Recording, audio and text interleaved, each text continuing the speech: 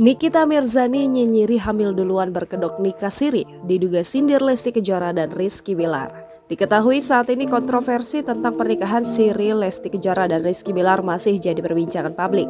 Di mana setelah mengaku menikah siri, rasa penasaran publik tentang kapan nikah siri itu digelar serta usia kehamilan Lesti Kejora pun muncul. Hingga sampai saat ini, Rizky Bilar dan Lesti Kejora memilih menutupi semua itu. Tidak heran kalau hal ini juga menjadi bahan sindiran sebagian orang termasuk cuitan Nikita Mirzani yang diduga menyinyiri Lesti Kejora dan Rizky Bilar. Dilansir dari story Instagramnya, Nikita Mirzani menyinggung soal pasangan yang disebutnya menutupi hamil duluan dengan nikah siri.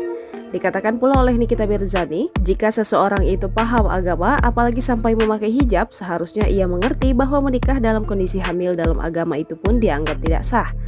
Nikita Mirzani pun meminta agar semua netizen cerdas dan tidak dibodoh-bodohi oleh pernyataan nikah siri. Ditambahkan Nikita Mirzani dengan membandingkan pribadinya sendiri yang dikenal nakal tapi tidak pernah sampai hamil duluan. Selanjutnya, Nikita Mirzani pun kembali mengingatkan bahwa menikah orang dalam keadaan hamil adalah hal yang tidak sah menurut agama.